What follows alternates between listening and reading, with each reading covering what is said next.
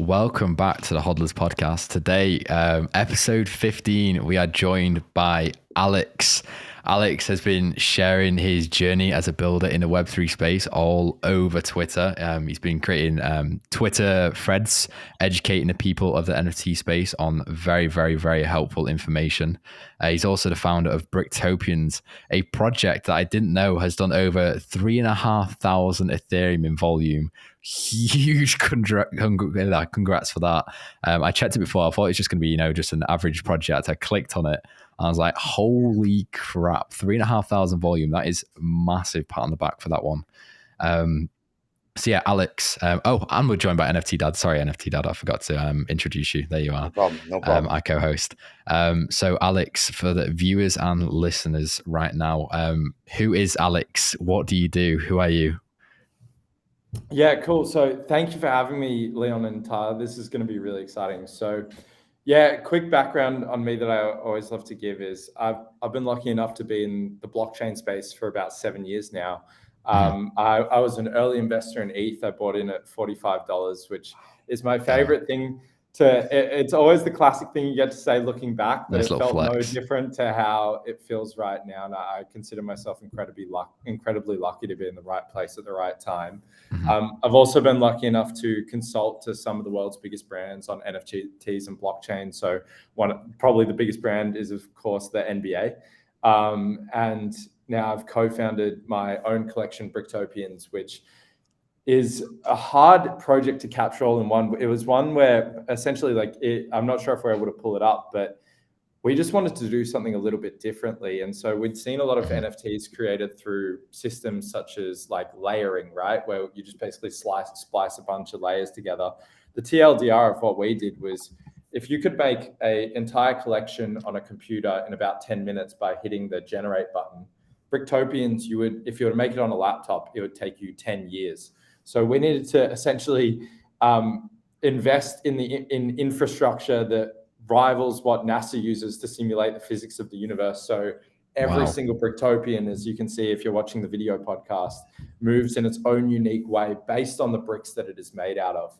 And so we're a collection that's built not only around my experience in the space of understanding what sorts of projects, businesses, collections actually launch and have staying power and are the types of businesses that grow years into the future, but also one that is built around the art of my co-founder, Law Degree. So he's been the artist behind formerly very popular Kanye West, and as well as Virgil Abloh, the founder of Off-White and former head designer of Louis Vuitton. Wow.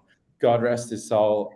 And of course, many other artists such as Young Thug and NBA players such as LaMelo Ball's first NFT release. So we got a powerhouse team between myself, who has obviously been in the space for quite a while and really experienced everything, and my co-founder, who is on the precipice of digital art and fashion, not just from an art like a 3D modeling perspective, but actually art and fashion that influences culture.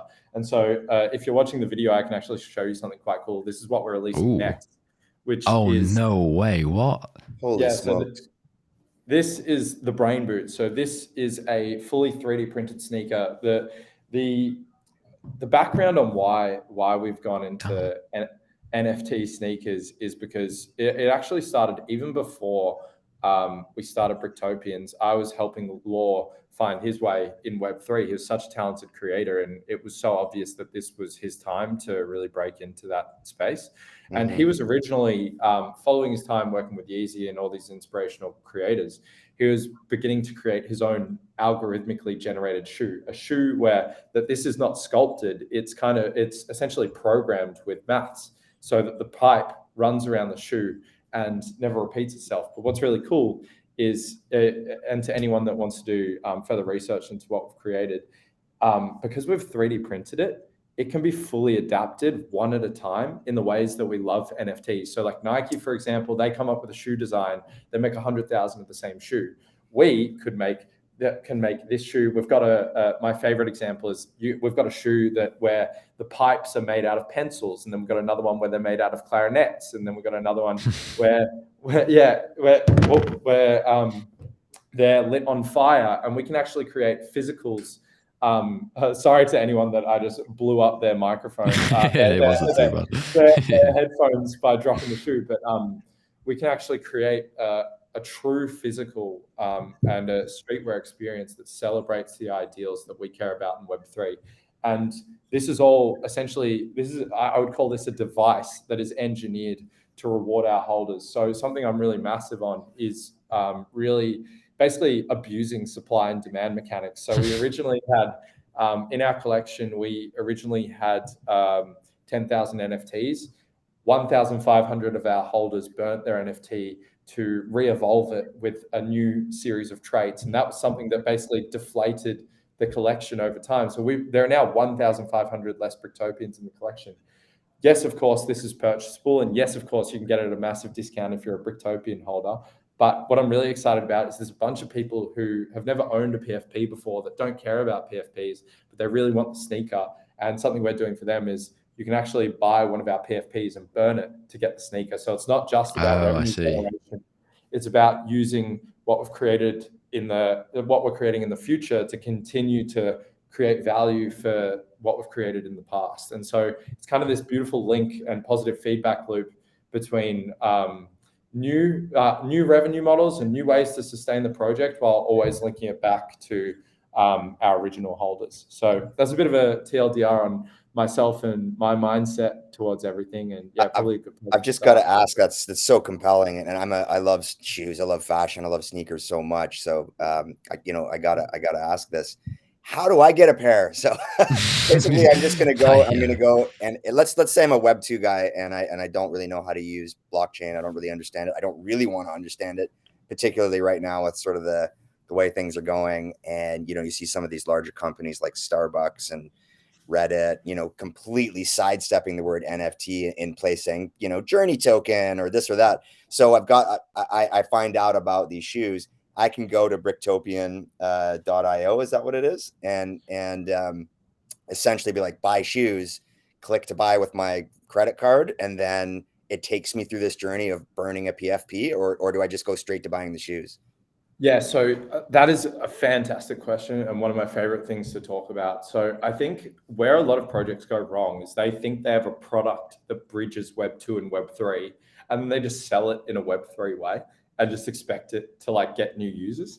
And the reality is there is a bunch of people who just want the shoe and never want to even know that an NFT was associated with it. As well as on the other end of the spectrum, we've got people that just want to buy the NFT and are excited by the idea that, so you actually have to burn the NFT, the sneaker NFT to get the sneaker, of course, got to bring those dynamics back in.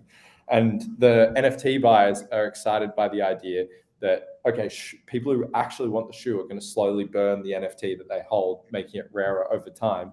But from an experience perspective, something that Law and I always talk about is you need to always ask yourself the question, if I only had to win in this world with this customer base, how would I do it? So it's like on crypto Twitter, it's much easier for me to talk about, connect to MetaMask. Let's get a bunch of people hyped. I know if I have 10,000 people fully from that world, and you can kind of feel confident on that front. But we don't want it to just live on crypto Twitter. We want it to live in that fashion space as well. And so an architecture that you can imagine is quite complex in the background, but we need to make quite simple in the foreground is we're working on ways to make it so that it essentially is like you just buy it with your credit card and we manage that burn for you. So everything is accounted for by an NFT. And if, let's say they're all sold out and you purchase with your credit card, you're actually purchasing from the secondary market. We're exploring ways that we can kind of either automate that or do it a bit more manually, always have a reserve of NFTs that we have. And we just manage that for the person, because someone who goes, who might look at it like, I'm essentially just pre-ordering a sneaker. We want them to just have the experience of pre-ordering a sneaker, but our holders to be like, this is great. So you're telling me that even, how it's like, well, why should any project have volume 6 months later? Well, it's like, well, if this is culturally relevant, this is blowing up, one particular rapper wore them and now everyone wants them. Well, that volume that comes through from like that Web 2 interface can continue to feed into the Web 3 world. And that's the way we're really thinking about things. I basically want to have a little pop-up that says, hey, just letting you know, this is like this whole Web 3 experience. If you are interested in that, just click here and we'll help you.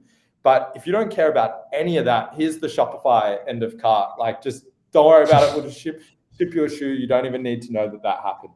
Oh my God, I'd love to see that pop up. It's like, do you care at all about Web3? Yes, no, or go jump down the rabbit hole this way, or just check out that way. And that's really cool. What a great idea. It honestly should just be like a rabbit hole, like a picture of a rabbit hole with like a cartoon, like Looney Tunes arrow, like, yeah. So you want to go down here? Yeah. That's really cool. Yeah, I was having a look through your Twitter. I didn't see any of that. Has that been kept in secret, that project? No. I am a massive subscriber to the philosophy that like Gary Vee has, which is like jab, jab, jab, punch.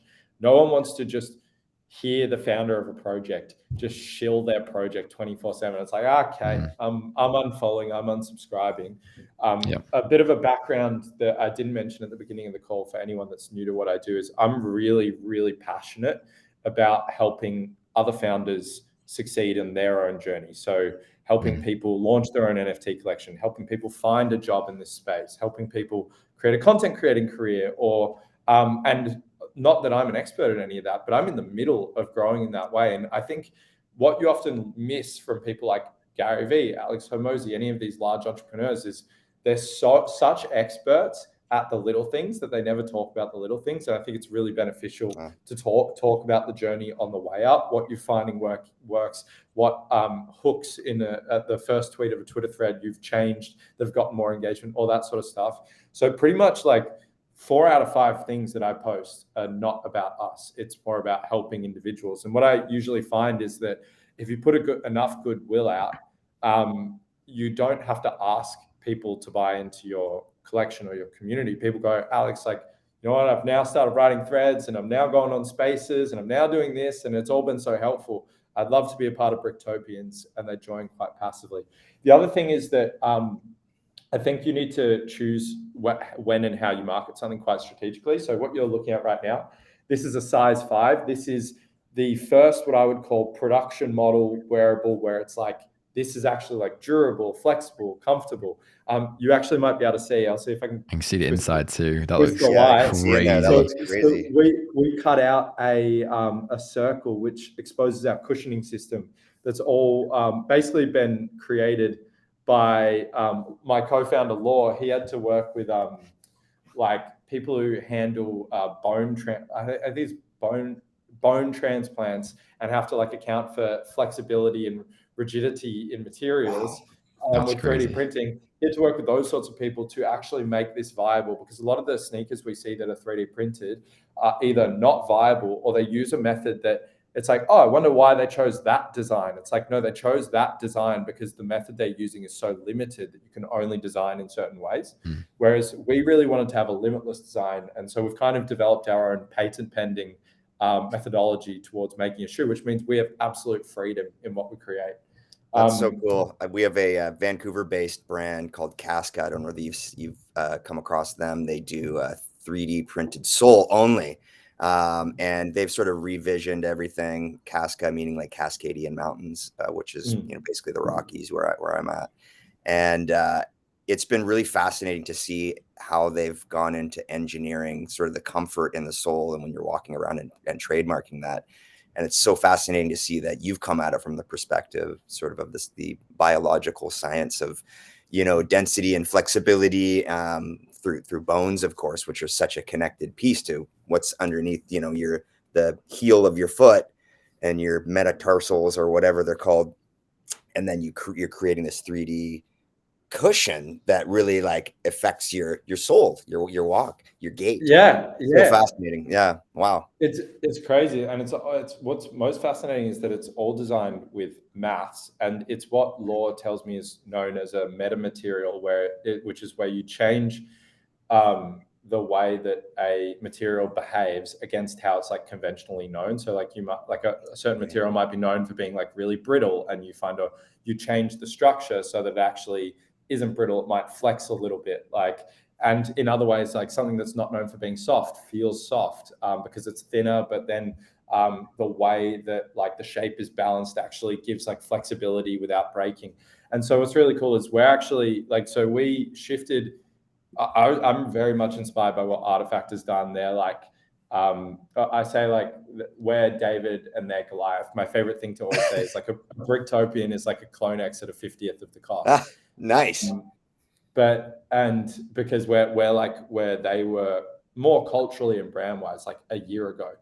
So now we're starting to get our legs and play in that space that Nike knows is like the next wave, which is like NFT enhanced wearables, going to people who are avid collectors, but in the physical world, that next market. But yeah, the reason I was bringing up the metamaterial is something that we've been shifting towards with this Artifact methodology is not just being CloneX, but being a brand. And so some people might now know us as Abnormal Studios because people would come in and be like, yeah, I love this shoe and I love lore, but what does that have to do with a brick? And we're like, we don't want to be pigeonholed in bricks. Like, we're not going to start a Minecraft server. We're not going to start like a line of Lego, all these things that people wanted us to do. It's like, no, it's more about, our brand is about creating, is about pushing the boundaries of what technology will allow us to do so that we can create the impossible that you'll never see anywhere else. So our holders will always have something unique. That cushioning system actually makes up the logo that we're releasing in about a month, because our logo is literally constructed out of the mathematical patterns that make up our cushioning, because to us, a logo should tell a story. And this logo essentially is saying this journey is what separates us from everyone else. This physical creation you're looking at in front of you, it's like a ball of essentially the cushioning system that you might see in the sneaker. That is what separates us from everyone else, that willingness to push the extra mile. And it's really cool. We're really excited about that. That's so sick. Leon, I'll throw it over to you after this one last question that I've got just from our kickoff here from Alex, which is, gosh, this is just so fascinating.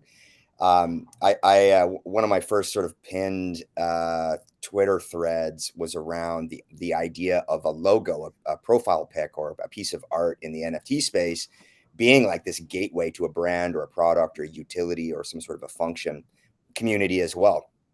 And I just thought it was so fascinating. You look over the past, 100 years, 200 years of, sort of the industrial revolution and products. It's always that logo that you see, the stallion on the Ferrari, the swoosh for Nike. And it's so fascinating to hear that, of course, and it makes sense, given your experience and your background and your knowledge base, that you're now taking the sort of mathematics out of the design for the sole of your shoe and elevating that out into this gateway, this logo that connects to the entire narrative, which I just think is kind of validated what I was trying to put down in a Twitter thread, but in a very like proof of concept way. So that to me is really extraordinary. Do you know what's really cool, Tyler, is we're on the same wavelength, because I don't like to talk about this release that we've got coming up, because I think we've got so many exciting things. It's important to focus on the more macro events like this sneaker release. But something that we're actually doing is we talk about in our community that we're built on some really monumental moments that actually either made the technology possible or define why we've got such a strong community, or were the moments that like were real breakthroughs. And what we're actually doing is we've got this free release that's literally launching this week. And we've made it more scarce than the number of Bricktopians we have available. So it's even competitive with our community. So because it felt appropriate for the market. But we've essentially got these 5 infinity stones that people can collect. 4 out of 5 are free. And if they collect each of these pieces, they can, which each one tells a unique story related to what we've created so far. And if you forge all 5 of them together, you actually reveal the logo. And so as a community, we're coming together, and it's like we're the first. I feel like we might be the first brand born on the blockchain out of the community. But what I love is that it's like you've been a part of our history. Own a piece of that history and use it to create our future. And that's the way we're thinking about it. Oh, wow. That is so cool. You're like the first founder that I've spoken to who actually knows what he's doing. Yeah, I don't know if that's a compliment or a diss, because the entire NFT space, most of these founders you speak to, just, I don't know, most of them are just kids. Most of them don't really know what they're doing. They don't know why they want to take it. Their main utility is that they're releasing a anime or, you know, they do giveaways, all this stuff. But by what you're speaking about there, this sounds like next level. Just from like scanning over your Twitter, I didn't really see, like, you know, I didn't think it was going to be something insane like this, but straight away, we've been going for 20 minutes right now. I am blown away. This sounds insane. With the shoes again, you were saying how you have to burn the NFT to get access to them. Is this the Bricktopians NFT, or is this a separate NFT? No. So it's funny. I'm massive on don't pump up the supply where it doesn't need to be pumped up. Like, so we will do a free collection. It's a part of something I always promised, especially out of the pressure of that bull market cycle. I think it's something that everyone wants at some point, but I'm very selective about, hey guys, we need to get some more runs on the board with things like this that establish us so that that free collection can have legs. But in terms of going the opposite direction, which is having less NFTs, there's kind of two layers to it. The burning a Bricktopian is just an optional add-on. It's just a way that I can, it's like, oh, if 500 people go, you know what, I want to burn a Bricktopian, it's like, great. We use this release to burn another 500. We use the next one to burn another 500. We do, over the next 5 years, we might get down to like a 4,000 PFP collection of extremely scarce, hyper concentrated in our true fans' hands, because I think supply should almost follow the hype cycle, right? Like you have the biggest supply when there's the most amount of buyers in our marketplace and all that. But now is the era of true believers, true fans, core audience, and all that. And even the best collections, like I think like Sappy Seals is one that I think they've done a great job with community building. But even them, they've only got like 1,000 unique PFPs, which means on Twitter, which means that really you feel that energy of that community, but it's 1,000 strong individuals that are making that happen. So I really believe that it's like, there's a famous article by a guy called Kevin Kelly, which is 1,000 true fans. It's like, you just need your core 1,000 people, and that is what it takes to feel the energy. In terms of burning though, so burning a Bricktopian to get a Brain Boot NFT is optional. But you have to burn, let's just call this the artwork. You have to burn the Brain Boot NFT artwork to get the physical, which leaves you with a choice. Do you want to hold the NFT, hold on to something that gets rarer over time and maybe do that, like sell it in the future, or hold it as your own digital collectible, something you can flex in your wallet? You have the rarest version of the Brain Boot, or do you want to actually wear the thing? And I think that what's fantastic is, I think it's dangerous for a founder to talk about market dynamics or anything like that. But, you know, we see a lot of PFPs that go to zero. The great thing is that there is there are so many people that would love to have a 3D printed sneaker. Let's say something crazy happened. There was a flash crash. It went to $50. There's demand for sneakers, and that there's always that latent demand. And then on the flip side, we see a Travis Scott shoe. We see something that unique that comes along into the market. We know the dynamics when there's a greater number of people who want a fewer number of shoes. And so we've thrown as many of those like irons in the fire that can benefit our holders, and we'll basically be on the front foot about, no pun intended, about making this the biggest thing possible. Funnily enough, to give you guys a bit of context, something that is extremely validating for us is that like you see a lot of NFT collections collaborate with celebrities. They might like pay, my default example of this is like paying Soulja Boy $50K to tweet out your collection. That's like what I hold as the main the example of what you don't want to do. Right. But we're really fortunate in that Law has developed these relationships over 7 years, not just with he uses this method that he calls cat flapping, which is like to get to Virgil, right? He didn't DM Virgil like, hey Virgil, I'd like to work with you. He worked with like Virgil's cousin, his high school girlfriend. That's smart. That's so smart. Right? Like created this like network where it's like Virgil couldn't like not hear of him, and he just has done that on repeat. For my journey has been 7 years of blockchain. Him and I have actually been best friends for like 15 years. And right beside me, when we're at university working in the computer lab, I'm working on my applications, writing white papers for blockchains I want to launch, all these sorts of things. He was right beside me, DMing cousins, aunties, friends, all these people, developing this network. But the fruit of that labor is that we now have relationships that are not hey, we'll send you like 2 whitelist spots and $100,000 and you post this twice and we'll never hear from you again. We've got like, for example, like Lil Baby, like organically bought into Bricktopians. And now is a friend of the collection. And when we were in LA, sadly, we didn't have a wearable that we were proud to give him. But we had his manager, Jay Rich, texting us being like, are you going to come down to the studio? Can we please get like our pair of brain boots? And then we had things like, we got hosted by Diddy's team. And they were telling us, they were like pitching us. They took us to Soho House, tried to make us like feel fancy and everything. And they're like, what? And they're like, yeah, so we could like put like love hearts on it because Diddy changed his middle name to Love and all that. And so what we've seen is like, okay, we have exactly the like lightning in a bottle moment. Now it's our responsibility to execute it, make sure the quality is high, make sure we won't have shipping delays, make sure that we haven't just marketed on Twitter. We've taken the time to get those articles in Hypebeast and Highsnobiety. Funnily enough, you can actually read our first ever article when we were first experimenting with this on Highsnobiety. I think it was from May last year. If anyone doesn't believe we were OGs seeing that this phygital space was going to be a thing the second that NFTs started to take off. I think if you look up Highsnobiety, it's called "We've had this shoe on the we've had this sneaker on the brain all day," something like that. Or you can type in just brain boot.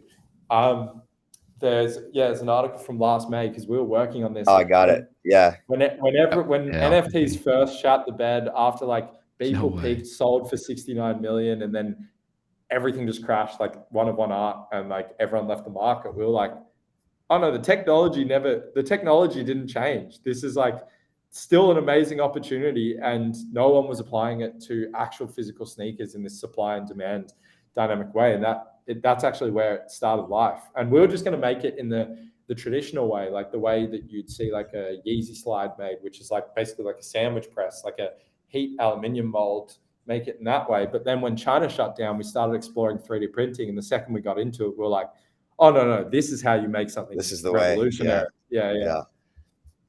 Fantastic. You've got a solid team behind you, by the way. You've got literally like the dream team. This is looking so cool. It's mad like how on again, I'm going to go back to Twitter again, like from the surface, yeah, you look like you're building something, look like you're just building a project and stuff like that. You're obviously creating a lot of education, helping people out, but I didn't have a clue about any of this. And then when you dig beneath the surface, like your co-founder's working with like Virgil Abloh and all these massive like people, and you've been in talks with Lil Baby, and you've got your own shoe and all this stuff. That is crazy. And I sort of respect that at the same time, the fact that you've not just sat there and absolutely pumped it every single day on Twitter, like most founders would. And the fact that you're just sort of building in silence, I guess. Yeah, it's funny. Like we're building in silence, but we're building loudly. I just think it's it almost comes off like more untrustworthy if you're just like going around constantly talking about the collabs you've got. And also, I think that's true. I think it's not what if there's anything that I've learned, and I've learned this I think Facebook's motto early on was like move fast and break things. We're definitely. I like that, actually. I like that. Yeah, when I heard that the other day, it made me feel a lot better about like how building in Web3 feels. We're definitely not perfect, but if there's anything I've learned, it's that managing expectations is more important than almost like what you build, right? Like the reason Goblin Town blew up was because it was a free mint. No one expected anything. So when it started to get traction, it was like the ultimate under promise, over deliver. And if there's anything I know about celebrities, I actually posted a video about this yesterday. I'm trying to start. I feel like more people should be posting videos on Twitter, so I just started in the past 2 days. But if there's anything I know about celebrities, it's like even if you have these relationships, I have this relationship with like some of my best friends, where even if they're like, yeah, we love this, we want to post this, blah blah blah. You might not get onto them for a week. You might not get onto them for 3 weeks. You might not hear back from them for a minute. These things are really organic. So what we found the best approach is have as many of these irons in the fire as possible. Have these relationships. Don't set the community's expectations waiting for like Lucas Sabat or all these people that might have cultural influence to bring dinner home. But then when they do, it's amazing. So like, Yeah. I talk about the little baby stuff, but it would just be, if you tell people about it too aggressively, you've given away like all the dopamine of that moment, and then you can Yeah, that's only very go back, true. only go backwards. Whereas when little baby is like captured on a red carpet wearing a pair of brain boots, it's like, wait, what? And then you just blast the shit out of that. Those sorts of those are the moments I live for. And so, yeah, we've had to learn to, even with what you're building, like I now kind of keep things only one step ahead. It's basically like saying, hey, this logo creation reveal that we're all going to share together, that's the next thing. And then after that, it's this. And then after that, we know it's an evolving market. You got to keep things flexible. Even though I have plans for Q2, Q3, Q4 next year, I don't want to reveal any of them, because even speaking about a free collection earlier this year, I think shot us in the foot a little bit, because if we were just firmer with the idea that maybe that's not the most beneficial thing for everyone and we should work on more deflationary mechanisms, consolidate the original, I'd have that flexibility now versus having essentially promises that you have to deliver on, because you do have to deliver on them. Very true. Yeah, that's very true in NFT space. Everyone is very impatient, and if you say something and don't deliver on it, you are getting shot. Like that's it. Your project's like terrible. It's a rug pull, everything. So make sure you don't say anything unless you're 100% certain you're going to deliver on that. Exactly. Right. Going into your journey and how you started in the space, we're going to go in like chronological order and like how you originally got into this project and the space. So you started with blockchain, right? You started over 7 years ago. How did that start? How was you introduced into that? Yeah, so I basically finished school. So I was 19 when I started. I'm 26 now. And I was the kid at school who always would say the sentence "work smarter, not harder" as like an excuse to not study. But I also really found I just couldn't do well in under like someone else's structure. I would, like, you ever because I've obviously had jobs in the past. You ever have like a meeting and you know that meeting is pointless, but like senior management says we have to have a meeting with like 8 people in it, and you say one sentence. Those are like the moments in life that absolutely grind me. I just want to run like as effectively as possible. And this is something I'm going to release a video on today, which is if there's anything I've learned in my journey over that 7 years, is the way to accelerate any success of like what you're trying to create is just constantly question it. It does matter how hard you work. Don't put that aside. But if we use hyperbole, like, it doesn't matter how hard you work. What matters way more is what you're working on and how you're doing it.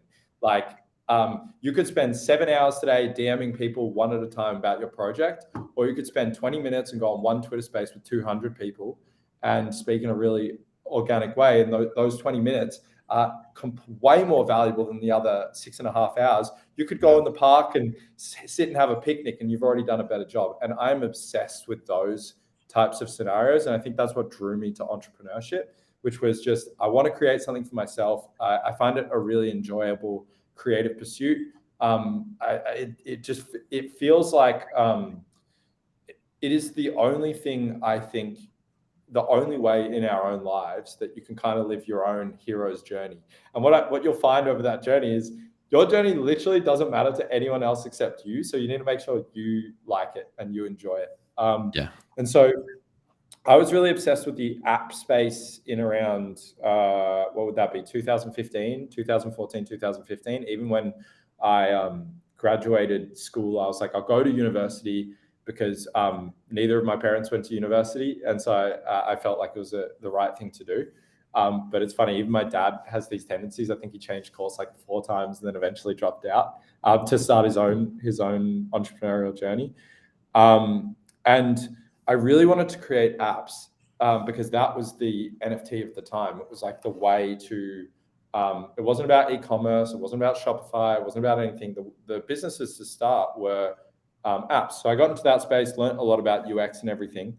Tried my hand at a bunch of other things, putting advertising on water bottles, couldn't figure out how to get them manufactured. I was 19, but I was just obsessed with creating. and also learning. So a great book I came across was one called Business Model Generation, kind of completely opened my mind to, oh, you can take any product and turn it into a subscription model, into a long tail business model, into like the reason product succeeds is not because of the product itself. It's because of how the actual business is engineered. Kept going down that rabbit hole. Then my dad actually came to me one day and he said, look, you don't listen to me about a lot of things, but I really think you should listen to me about this. You're trying to do all your entrepreneurial stuff. So, someone mentioned to me something about blockchain. I don't fully get it, but it sounds like there's a lot of opportunity there. Maybe you should check it out. And so, by the way, to skip to the end of the story, a big reason I make the content I make is that I appreciate the fact that not everyone will have a dad that comes home and tells them, hey, maybe you should look at this next big thing that has a lot of promise. So I try to share as many of those insights that I wish I had, or that I was lucky enough to have, for anyone that hasn't had them themselves. So that's like part of why I'm really passionate. But when I first got into blockchain, I was like, he mentioned that to me. I looked up a video. I Googled I YouTubed, what is blockchain? And there was a video with about, I think it was like 1,500 views. It was in front of the lamest, Business Model Generation is by the way, it's by a company called Strategizer, and the author is Alexander Osterwald. And another one to add to the mix, if you want to just succeed at life, Growth Hacker Marketing is the other amazing book. What's that one again? Growth Hacker Marketing. So Hotmail, these are the stories that just inspired the hell out of me. Hotmail grew to like 100 million users and they had $0 spent in advertising. They weren't paying influencers on Twitter to talk about Hotmail. All they did was put one little line at the bottom of every email saying, with love from Hotmail, sign up for free email. And that turned every single email that was sent with their service into an advertisement. They grew to 100 million users, $0 advertising spent. Crazy. These sorts of stories are like what get me going. Sweet, anyway, thank you. So without like boring everyone, basically at this time, imagine if I told you to look up ZK snarks right now. Some people might not know what that is. And I'm like, just go and learn everything about ZK snarks. These are called zero knowledge proofs. It's how you do like blockchain transactions and movements without actually knowing what the data is. And you'd be like, that sounds boring AF. And like, I'm not going to sit here and watch these YouTube videos. And where am I going to find a ZK snarks event in my city? That is what it was like in 2015. It's like you kind of had to just have a hunch and just follow the rabbit hole.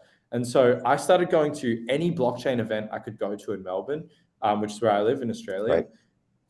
A great place if you want to find events like this is meetup.com is amazing for it. That's where I got started. Usually they're free. I kept on going to events and every single one of them was just intro to blockchain. What is a blockchain? What is a blockchain? What is a blockchain? I'm like, I know what a blockchain is. I want to hear about how you can make a casino where everyone who owns the tokens is the house and the pot gets divided amongst those people. I want to hear about how you can track blood diamonds and know that a diamond is ethically sourced. I want to know where my beef came from and know that it changed hands adequately without any tampering. These are the sorts of things I was obsessed with. And it just seemed like, holy shit, okay, I was late to the app thing, but if I just like figure this thing out, I'm going to create an app on the blockchain. I'll be like one of the first people to do something like that. And so fast forward, by the way, anything that it sounded like a good idea, we're here, like 6 years after that point, none of them are implemented. There was decentralized Uber, an Uber with no company where drivers get paid more because there's no margin and riders pay less. Who wouldn't want that? Well, guess what? It turns out people don't know how to own a crypto wallet. People don't know how to top up their MetaMask. They don't know how to do all these things. For anyone wanting to build in this space, you need to understand it's not just technology, it's cultural change, it's user understanding. These are the things that I still didn't appreciate. It took me four more years really to finally get. It's like, oh, just because this is a cool idea and it has the word blockchain in front of it doesn't mean people want to use it. But anyway, so I was in Melbourne. I was getting bored of going to all the same events. We're in Australia. We're far away from the world. No one cares about us in terms of technology. So So I decided, I'm like, that's it. I'm going to a blockchain event in New York. I don't know why I thought New York was the place, but I was like, I'm going to go to an event in New York. And my co-founder now, Law, he also was like, well, I want to know what's going on in fashion in New York. I'm getting bored over here, like in Melbourne. I'm having a similar experience. So we saved up, and we, I think our entire budget for the trip was like $2,000, which, if you know Australia, that's like the price of the flight. we stayed in a 1-bedroom apartment where the whole room was one bed. You couldn't actually walk Nice. around the bed. It didn't have a toilet. The toilet was like a communal toilet, and we did all this. But we both were like in the heart of what we were excited about. And so from that, at the event, all I did was just try to say hi to as many people as possible. One hi got me invited to another meetup. I went to that meetup. I met someone who worked at Consensus, which is like the consulting arm of Ethereum. They said, why don't you come to our office in Brooklyn? I go to the office in Brooklyn. I just went one by one to every person in the office, and I was like, tell me what you do. And because I didn't know what I wanted to do. I didn't have a job. I thought I had all these great ideas, but let's be real, I had no clue what I was doing. And then I finally met this guy. I'm going to give him a shout out. Maybe there's a chance to watch it. But met this guy called Arthur Falls, who was doing the podcast for Consensus.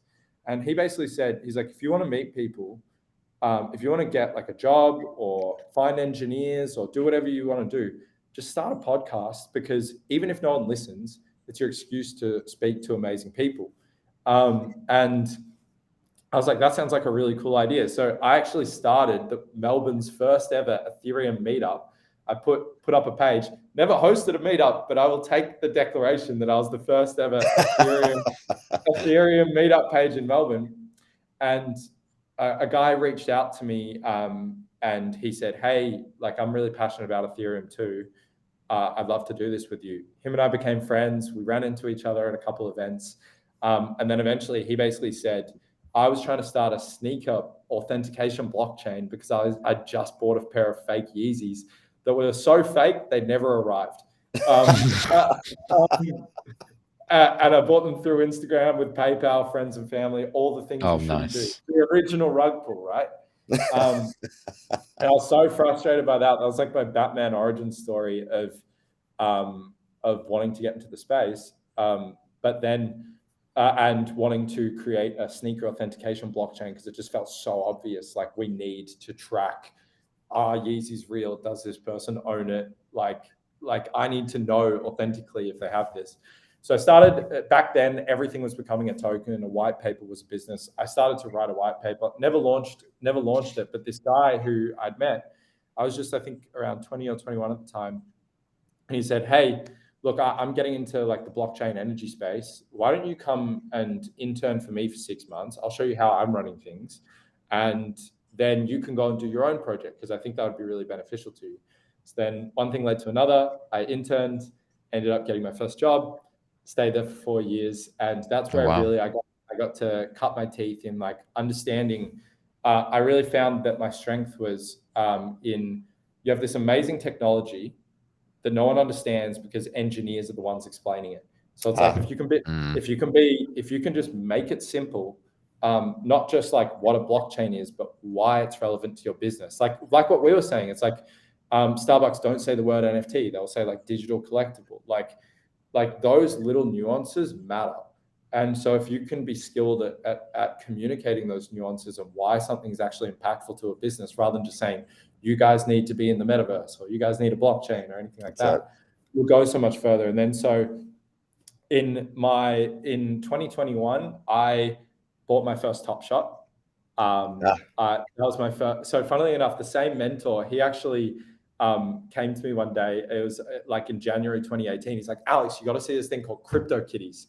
There's this new like Ethereum contract, ERC 721, blah, blah, blah, blah, blah, something like that, something along those lines. I don't know if that contract standard was out at that point, but it was like a new, and he showed me MetaMask. I was like, what is this dumb Fox application? Why would I care? And I was like, all right, cool. And I moved on with my life. And if there's any lesson I learned from that, it's don't let a sudden, I actually posted about this today as well, don't let a sudden massive understanding blind you from like being a lifelong learner. Like if I just had brought the same curiosity I brought to blockchain in the first place, I would have probably been a lot earlier to those sorts of things and felt a little. No one could have predicted CryptoPunks in the way that it blew up, but I would have felt more excited about those sorts of opportunities and probably seen these like sneaker opportunities a lot sooner. Also, I should talk about the first time I invested in Ethereum. I am a very favorite story to tell in terms of like, yeah, cool, you invested at $45. It's actually one of my biggest mistakes, which was I hung out with Consensus in 2016. The guys building on Ethereum. They told me what they were building. I loved it. I wanted to build applications on Ethereum. And I just was like, yeah, I'll get to it. I'll invest. No. And so it was $20 at the time. Then there was this massive crash from basically this massive DAO crumbling, which is actually why we have Ethereum Classic and Ethereum, because they had to fork the blockchain. Ethereum was $10. I knew that it was not the fault of the blockchain. It was the fault of some bad actors. So it changed nothing about the potential. And then I told everyone about Ethereum. I was so excited, blah, blah, blah, never bought. And then it took one of my friends saying, wow, Alex, you must be killing it. Ethereum's $45 now. And I was like, okay, now I finally got to actually like sit down. That's amazing. That's amazing.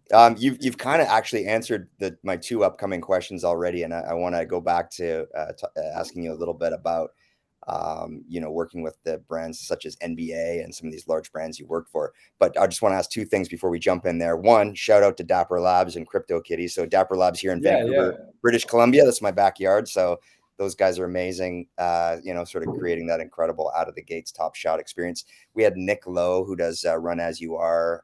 He's a really awesome creator here in Vancouver. His first NFT was also out of Top Shop. So really cool that's sort of a lot of people's sort of origin story for getting into the NFT space, because I think they took a lot of the complexities and frictions out of, getting into the space with wallets and so on.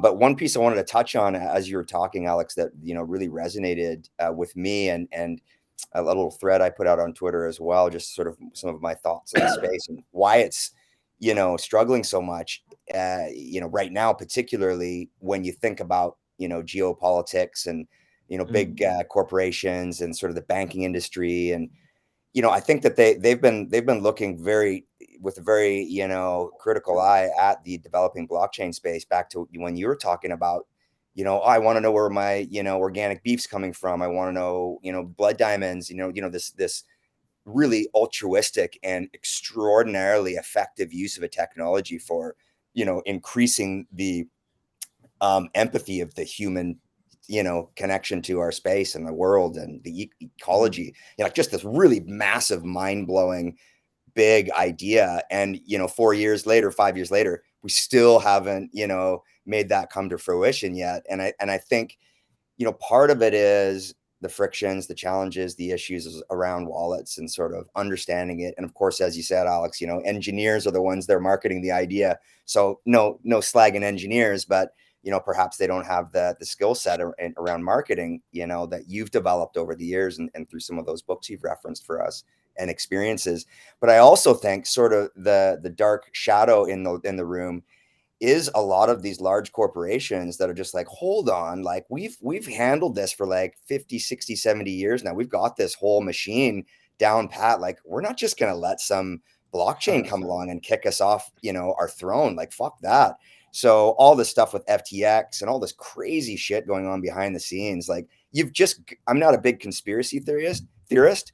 I think it's just in plain sight. And it's just, they're the old way of doing business and everything is so extraordinarily embedded. They're not just going to like give it up and be like, yep, here you go, blockchain. You got this now. You take over. You've got a way better model. No way. Right. So I just wanted to share that insight with you as you were saying that. And so I just would love to hear a little bit more about the big brands you've worked with. Yeah. So I just want to build on what you said though, because it's funny. In 2011, big banks were basically coming out and saying terrorists and human traffickers are using Bitcoin. And it's like, hold on, you guys are doing the banking for terrorists and human traffickers. Like, and it's like, if you've seen any documentaries, I think it was HSBC got caught just like, yeah, we'll just have cartel money. Like, what's the problem? Oh, we'll pay a little bit of a fine, which is nothing compared to what we've gained in the process. And then the other side is through being really blockchain centric and essentially early on, which was almost entirely finance based, like financial markets based, like people would just think about Bitcoin, moving money, Ripple, all these sorts of things. People don't realize that even when they talk about banks getting on blockchains, the market is extremely inefficient right now, because let's say if I was to do a regular bank transfer, not like a MoneyGram or what's it called, Western Union or thing like that. If you just to do a bank transfer, my money will probably go from Australia to South Africa, South Africa to Germany, Germany to Canada, Canada to the US.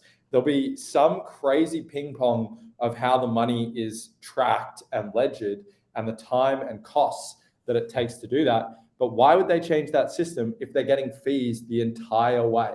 Why would they go, oh, we actually have now a system where we could go direct one-to-one with each other? Why would we want to do that? We've all kind of got a handshake. It benefits all of us. So yeah, it's a really great point. I'll talk about the brand stuff because I think it's good. We're up to that point in the story, which is 2021. So I loved my time in blockchain and energy, but something I realized I'm really bad at. It's like, and this, I hope this is a good story for anyone that feels that they're in the wrong spot, is that I'm really bad at marketing business to business. Love speaking to people. I can get people really excited about stuff. I just I don't have enough years under the belt of working in a corporate landscape to understand how relationships, the head of innovation might love something, but you actually have to massage the finance dude, and that person is the decision maker, and this person is the blocker, and that committee needs to come approve. And I'm like, hold on. You can't just tell people that you got a great product or a great software or something like that, and it just gets implemented. Whereas direct to consumer, it's very honest. If you want a brain boot, you buy a brain boot. You don't want a brain boot, you don't buy a brain boot. And I like that hand-to-hand combat a lot better. And I was starting to realize that I just wasn't very suited to that sort of environment. So I was starting to get ready to grow. And so after I bought my first Top Shot, I got the bug. I was like, yep, this is where I want to move, the space I want to move into. Laura and I started making the brain boot as like a side project for both of us. Then he got brought into the LaMelo Ball NFT release, which was like one of the first NFT releases by an athlete. And it was very much a conversation of like, one of us wins, we all win. And so he did that project. I really had nothing to do with it other than giving him consultation around what is appropriate for like an NFT buyer. Right. But then that relationship, he introduced me to the guys behind that, and those guys were directly embedded with the NBA, and we started to develop a relationship. And they said, I feel like I can talk about this project now, so maybe this is an exclusive. But I've developed a great friendship with the guys who are essentially responsible for anything the NBA does with NFTs. They recently did like a free drop called the Association, but that's really just them dipping their toes in the water. They've got much bigger ideas. And where this was really starting to kick off was in the area of fractionalized memorabilia. Right. Buying I think the jersey that we were using as the grail piece within this that was actually owned by the team is Giannis Antetokounmpo's 50-point Game 6 championship jersey. It's like that might be a $400,000 asset, but not many people have $400,000 lying around that they want to spend on one piece of memorabilia. So the idea was, how can we create a marketplace and an incentive model where people can fractionally own the piece of memorabilia, but then if someone owns enough of the NFTs, they can like buy out the market and actually take it private and just redeem the piece of memorabilia. So what was really cool is I basically, and this was the first thing I'd ever built myself with my own dev team. And it is really the only reason that I had any qualifications at all to be able to build Bricktopians, was we built out that platform entirely as a proof of concept for the NBA. It's like, this is what you can do. and here's how it could work, and here's what the customer experience is, and here's why. Look, let's speak commercially. You can generate more revenue selling lots of little pieces than selling one big piece, which might be worth like $200,000. And so, to an extent, everyone sort of wins.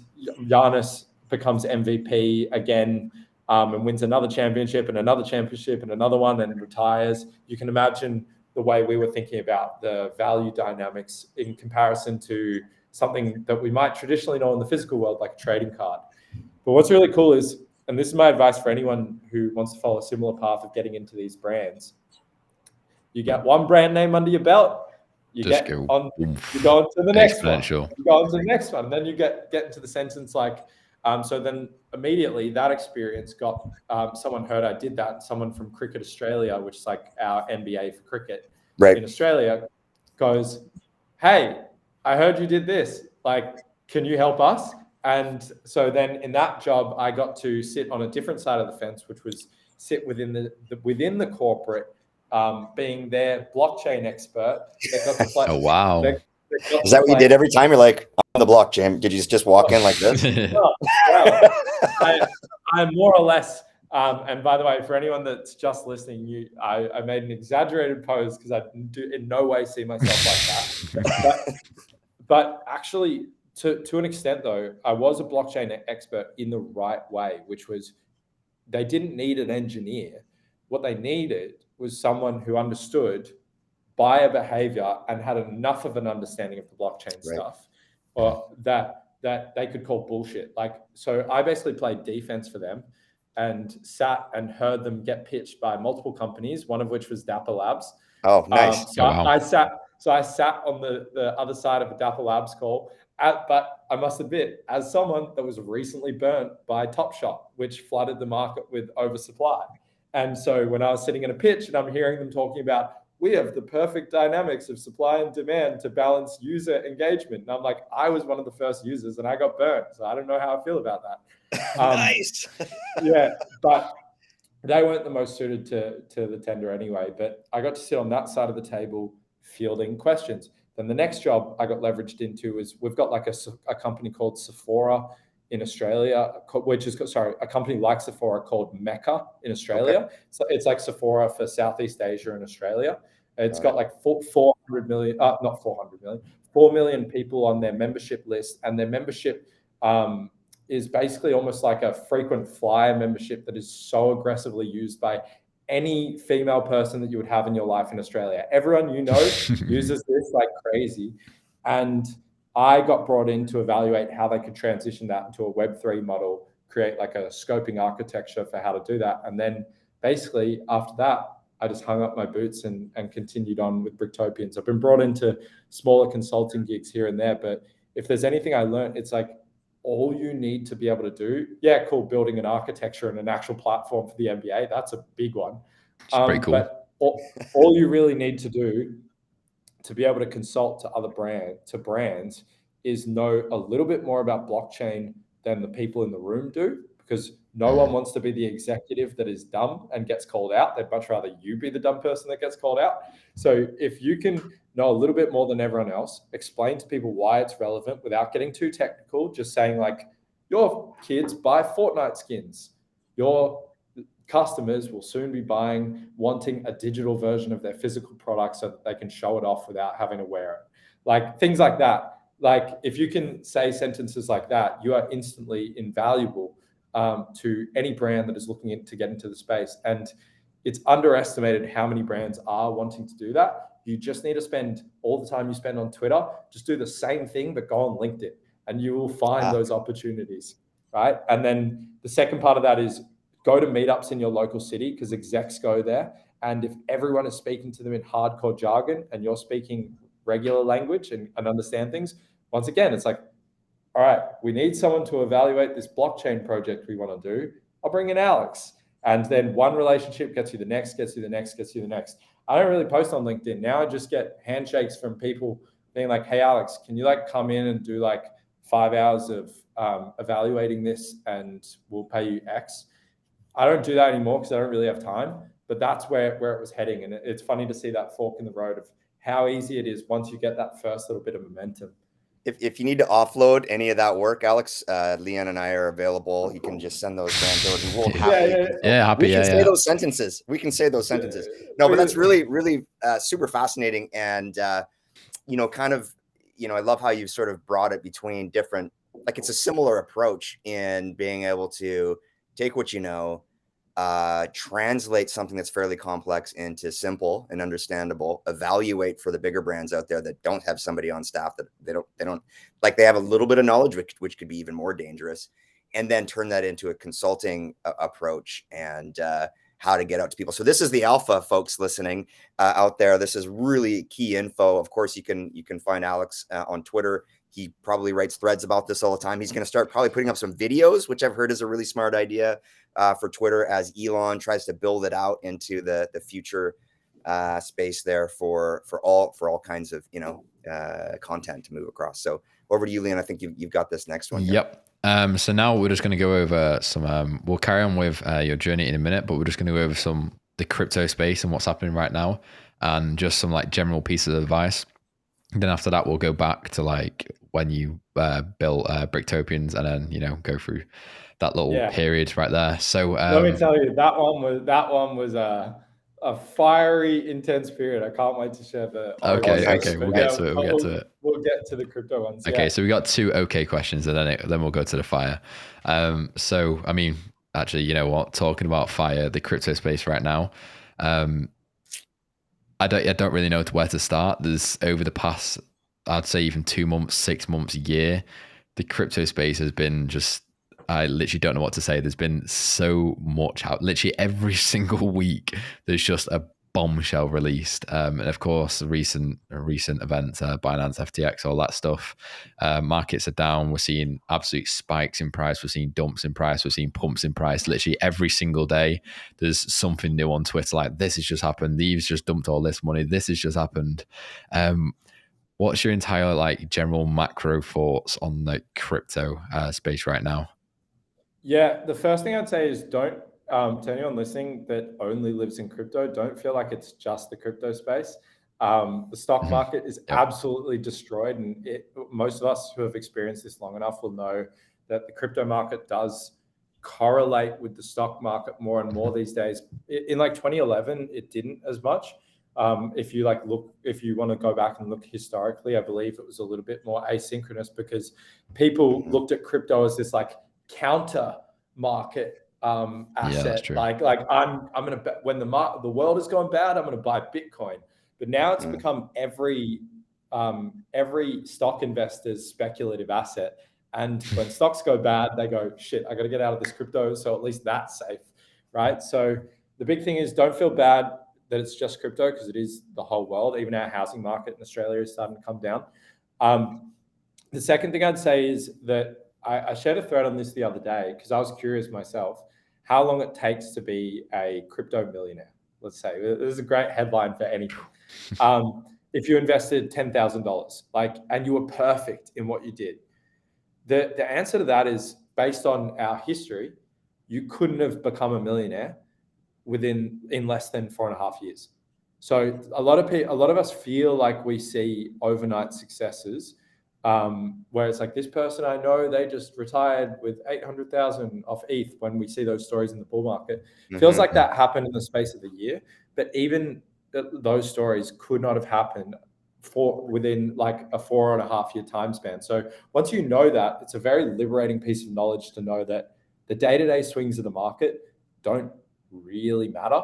And so as long as you're buying into something that will be here 4.5 years from now, otherwise you need to be really certain of either a speculation window, or that you have some unique knowledge on an altcoin, because there are great altcoins. Like I think, like if we think about it, Solana performed great in the bull market. If you got in early on that and got out early, you would have outperformed traditional coins like ETH and Bitcoin. So you can still win in that way. But for me, I'm a boring investor. It's just Bitcoin and Ethereum. I think in crypto, we can underappreciate how ridiculously good the returns are when they are good, compared to any investing asset that we see in like anywhere in the world. So don't we shouldn't take that for granted and feel like, you know what, I'm already investing in the riskiest market in the world. Let me add some more risk to that by picking an altcoin I read about on Reddit just this afternoon, right? Like, you can actually succeed massively by sticking with the traditional. I'm not going to tell you to invest in ETH or Bitcoin because I think it's dangerous to tell people to go and do something. But I'll tell you what I'm doing, which is I'm just buying ETH. But I may buy some more Bitcoin. The reason I'm doing that is because one simple fact, I build on it. I use it. I know that I am continuing to use it. When I don't want to use it anymore because something else makes so much more sense, that'll be my time where I sell half my ETH or my ETH and I go, let me put some into that, because if as a builder, it makes more sense for me to build elsewhere, why would I not invest in that thing? Right. But ETH has the most developers on it, has the most amount of NFT buyers on it, is like the home of DeFi. For me, that will always be my play. But in terms of not getting too emotional, I wrote a thread on this a while ago as well. I have like a mindset with it, which is I have prices that I would buy again at, and I have prices that I would sell like half my stack at. And therefore, if those are my rules, nothing that happens in between matters, right? Like you don't have to go all in with your cash reserves every time there's an opportunity. You also don't have to sell all your ETH or your crypto when you're happy with it. You can sell half of it. You can sell a quarter of it, right? Yep. People forget that. It's better to bet that you could be wrong than to go, this is, with all the information I have, this is the bet. So for me, I think I wrote a thing. I can't remember the exact numbers, but if it ever gets this close, I will revisit it and stick to it. But it was something like, if ETH goes to $800, like I'd put in like 25% of the cash I have. If ETH goes to $500, I put in another 25%. If it went to $200, I put another 25%. If it went to $100, put another 25%. And if it never hits any of those, that's fine. That means I'm doing great. And then if it hits like, for me, it's 2x the previous peak. If it hits 2x the previous peak, I'm cashing out like 60% of my stack, and I'll probably be happy. I'll at least have more than I had at the previous peak. And then if it continues to go, great. And if it goes to literally zero, Ethereum falls apart, all the nodes fall apart, the government takes over the new staking nodes, whatever, I've cashed out 60%. So that way the day-to-day weather doesn't affect me as much. Now, where it does hurt me is I am trying to sell my ape, and having something that illiquid is where you wake up and you're like, damn, because now we're seeing a correlation between NFT prices and crypto falling. You'd think crypto falling would make NFTs more valuable in ETH, but what happens is people want to liquidate quickly and that tanks price. So that is one. I'm certainly not perfect in strategy or like sound of mind or anything. That is one where I'm like, shit, these FTX guys just wiped me out. But from a purely crypto buying perspective, I feel pretty comfortable because I feel confident in ETH as another 4.5 years from now, and I will have certain levels where I'd buy at, where I'd sell at. So I never have to wake up and go, everything's up 20%, should I sell? Or everything's down 20%, should I buy? Not a question that's even in my vocabulary. Going back to what you're talking about before with these random crypto traders that you see, like, making millions in like the space of like, 6 months a year. That's like we're seeing on Twitter, on TikTok, on Instagram, YouTube, all that. The people who are making money on there, we're seeing like the top 0.00001% of people. And that's all that social media is. You just see the best of people. And that has built so much fear into the market. Like obviously I sit there and teach traders every single day, and all of them come in and say, oh, I saw this guy like, flip from 10 pound to like 30,000 in 3 days. Like, how do I do that? But it's because we're controlled by like the perfect expectations, and the only people you see online are like I said, the perfect people. And that has just put so much, I don't know, it's just ruined the average investor, the average trader, the average retail trader. All these people have just been ruined by social media and thinking that that's such a possibility. Yeah, I heard sorry to interrupt you, but I heard I heard a great quote yesterday, actually, that the media is not like, we hear about media bias, or the media is like they overhype or what's the word, like they exaggerate everything. And we blame the media, but the media is a reflection of what people want to see. Like it exists in that way, in that way, because that's what gets clicks. That's what people want to read. They want to read about stuff that makes them angry about their opponent. Similarly, it's like, why do so many fake gurus exist promising like absolutely unfair standards when some of the best educators who will actually like give you the keys to growth in a more reasonable way, they find it much more challenging. Like you might find this yourself, Leon. Well, you see someone promising. Going to put in. Literally on TikTok, the most annoying thing ever, right? I can sit there and work on like a video for like an hour, providing the best education, all free education, best YouTubers, best podcasts, like education courses. And I'll make a TikTok of just like, some money on my desk, 10 times the views. Like one of my biggest TikToks that got like multiple thousands in our Discord was literally me with some money. I was making just like a clickbait TikTok, just some money on the desk. And he got like 100,000 views and he got like 4,000 people in the Discord. Then the next video, it's like, oh, I'm going to teach you the entirety of Forex. This is how to start investing. This is how to do this. It gets like a few hundred views. It's so sad because people don't care. They don't care about, I'm going to learn how to do it. They just want to, money, quick money, fast. That's it, done. But it is quite depressing. So on TikTok, you've got a sort of, it's mainly TikTok because the attention span on TikTok, is like horrendous. It's like a 2-second attention span. So you've got to sort of balance it in between, like, if you don't even like, exaggerate your voice or do a bit dramatic effects or put a bit of money in the video, there's no point even doing TikTok. So you've got to half do it to the point where you're not looking like a scammy bastard and like trying to just sell courses and stuff like that. And you've got to half do like the education, bit in the middle, which is really sad. Because I hate doing that. I kind of like it at the same time, I can't lie, but at the same time I hate it because it just makes you look like such a scumbag. But people don't care if you don't do that stuff, which is really, really sad. My new channel, Scammy Bastard. I just came out. Scammy Bastard. Scammy Bastard. You just lean into it. It's like how to scam people. That's very British. That's it. Scammy Bastard.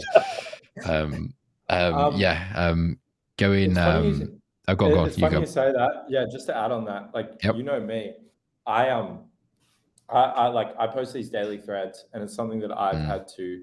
A lot of people message me about like, I want to write about what I want to write about, and blah blah blah. And I'm like, and I've done a lot of those threads that are like, this is a for me thread, or it's for someone who really wants to learn, but it's not like it's just not going to get the views. And like you have to. It sucks. I wish I could just say to people like, how do you grow on Twitter? I could never write a thread again and just say one thing. It's like, show up every day, post tweets every day, post a thread every day, go in 2 spaces a day, you will grow. Just do that. It's simple. It's a simple formula. It's not fun, but you will grow.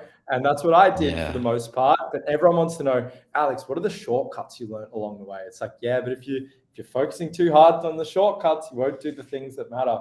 And so, yeah, we do have to find this balance as educators. I've noticed that you almost need to be an educator and an entertainer. And look, if some people are reading my stuff, they are taking 1 or 2 things away from it, but they're entertained. I'm also happy with that. Yeah.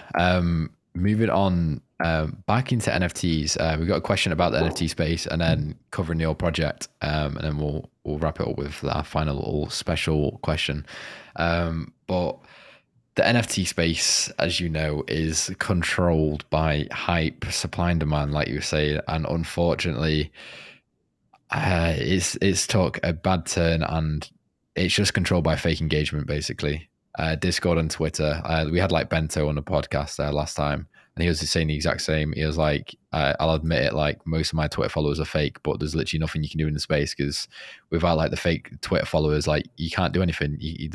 There's nothing. If I'm like sat here on 400 followers on Twitter, and no one cares about me, but if I went and bought 20k fake followers to be like, oh wow, he has 20k followers, I might actually listen to him, which is really depressing. Same with NFT projects.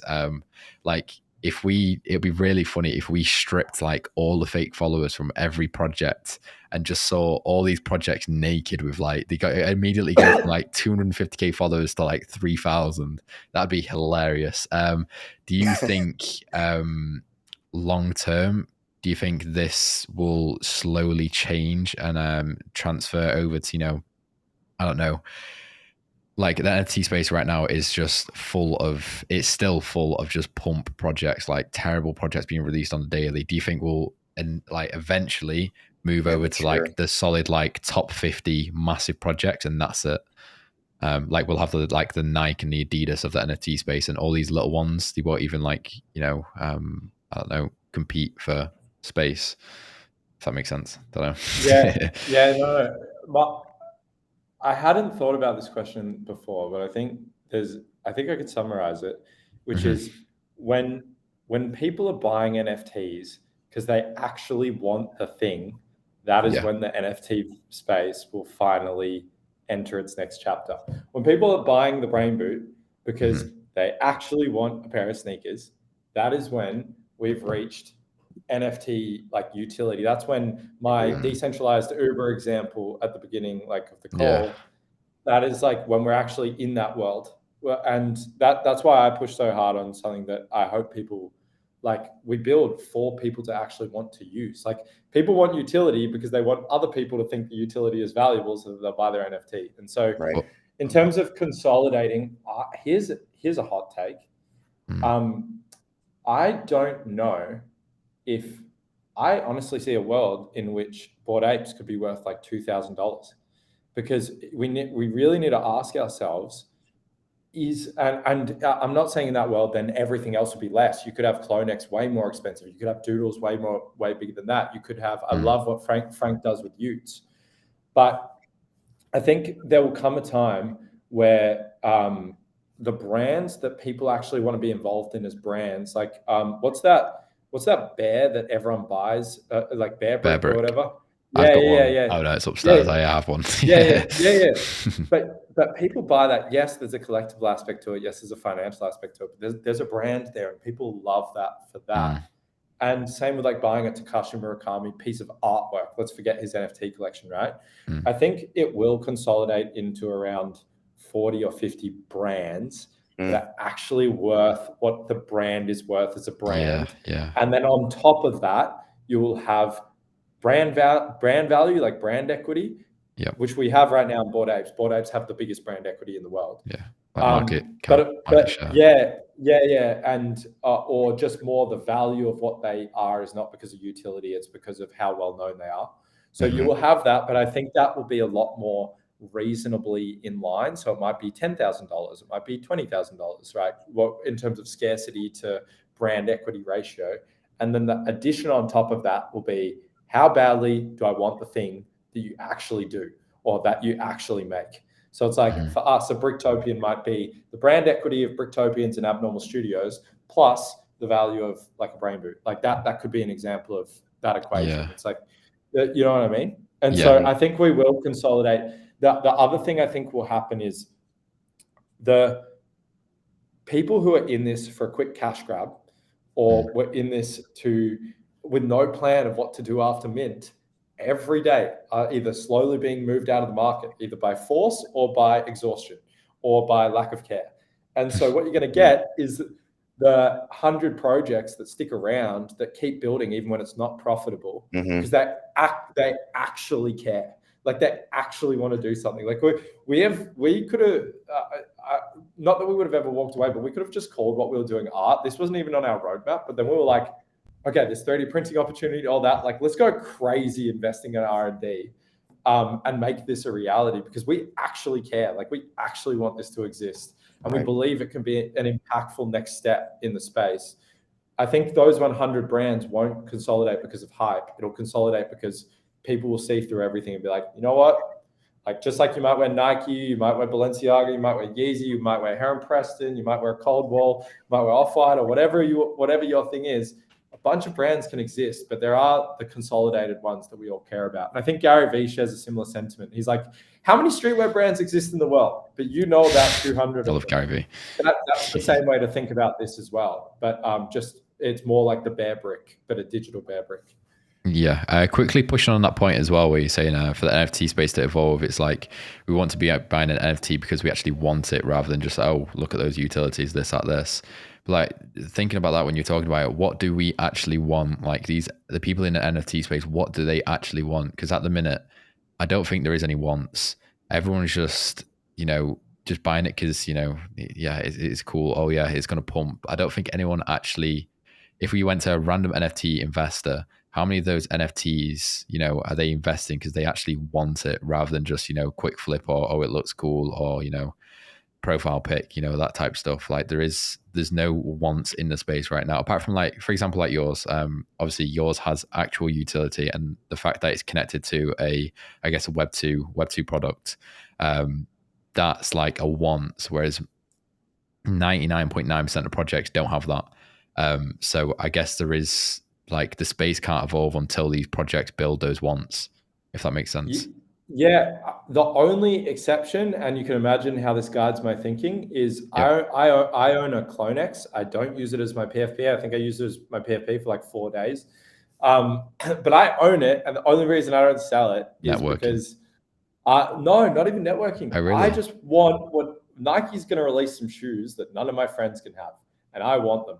Right? Like, yeah, I guess that's a one. Yeah. Yeah. So, and they're releasing like a Pokemon thing right now, like Animus with the eggs or whatever. Mm-hmm. I love Pokemon. It's stupid and irrational, and it's going to be like $1,000 Pokemon, and I want it. Right? And so, but in the inverse, what people don't want is everyone, when a project says it's building a metaverse, you like the sound of that because it sounds like a bit, well, not you guys, but people like the sound of that because it sounds like a big thing. It sounds like a big thing that they're doing. And then it's like the reality sets in the second it's released, if it's ever released, but the second it's released, and Decentraland, the biggest metaverse like in our space currently, has 300 daily active users. Like, wow. Makes you go, like is utility for utility's sake a good thing? And that's why I actually just think, honestly, the best utility right now is like the true utility is art, like CryptoPunks, Upblocks, etc. Because that is, once again, it's like it doesn't have to have a utility to justify itself. People buying it know what they're buying. They're buying it for what it is. Absolutely. Even if they're speculating on it. Yeah, absolutely. I would love to hear about your NFT project. So if you want to give us a bit of an overview on Bricktopians, that would be amazing. I think it's an exciting project. So let's dive into that, Alex. Yeah. So the TL, no, I'm so excited to tell our origin story. So this is going to be one of the stories that's captured in this release that we're doing this week. Okay. But I'll just give a 1 minute recap for anyone that might have forgotten at the beginning of the call. The way I speak about us is we are a brand that is built on building the impossible so that our holders will have something that you will never, ever see anywhere else ever again. So we built Bricktopians a year ago using this supercomputer infrastructure so that we were convicted in the belief that you would not see a collection, like particularly a 3D collection, where every single NFT moves in its own unique way. You basically have a one of one by having a Bricktopian. When everyone was focusing on 2D animals, and then eventually 3D animals and little bits about like Mechaverse and all this sort of stuff, we were like, this is going to be something that moves the PFP space forward when PFPs were the meta. And to this day, we're here a year later, and no one has even come close to creating something like this. So we really stand behind our approach in doing that. And we are firm in not cowering to the meta of the moment, which is let's create a staking coin, which we don't know what it's going to do, but everyone wants staking and to earn a coin. Let's do an airdrop. Let's buy land in the metaverse. Like we've so often throughout our journey had these pressures from the, not so much our community, but the collective NFT consciousness to do things that we know have no future based on my 7 years of experience, seeing the things that get traction.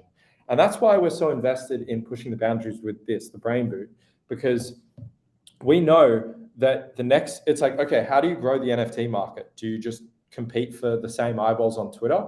No, you enter a new market with similar buyer behavior, which is people who camp out to get the latest drop, people who use what they purchase to symbolize status, to feel part of a community. They have this innate need to collect. And it's like, you could talk about an NFT collector, but we're actually talking about sneakerheads and sneaker collectors. Right. Yeah. And we're like, so how can we map the same behaviors into a new world and actually truly bridge Web 2 and Web 3 and use this as a device to reward our holders by making it so that you can burn a Bricktopian to turn it into the shoe, making Bricktopians rarer, by making the only way to get access to it on a whitelist at a discount through a Bricktopian, and also using that as a revenue generation model so that we can actually sell something of value and continue to grow the project without having to constantly just flog new NFTs, new NFTs, new NFTs, which we see from a lot of other collections in the space. My model is physical world should be products and growth. Digital world should be rewards and engagement and new experiences. And that's the way we really think about everything. So of course, folks could go over to your website and find the white paper if they want to, get really into it. Yeah, the best place to go is actually in our link tree. I've written 3 articles that capture kind of like the 3 stages of what we've created, what our mindset is, and where we're going. It's the most chapter 1. If you start at chapter 1, it will carry you through to chapter 2, because we have there is so much that I'm so proud of in regard to what we've built and the way we build it, that it cannot be captured by scrolling past and seeing a PFP that's a little bit different to everyone else's on Twitter.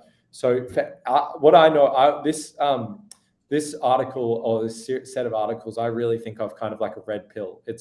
Once you read them, if you don't want to join our collection and you want to buy another Pepe derivative of some kind, that's on you. But if you want to be a part of something that has a future, read these articles and make that decision for yourself, because I know it's something that you'll want to be a part of.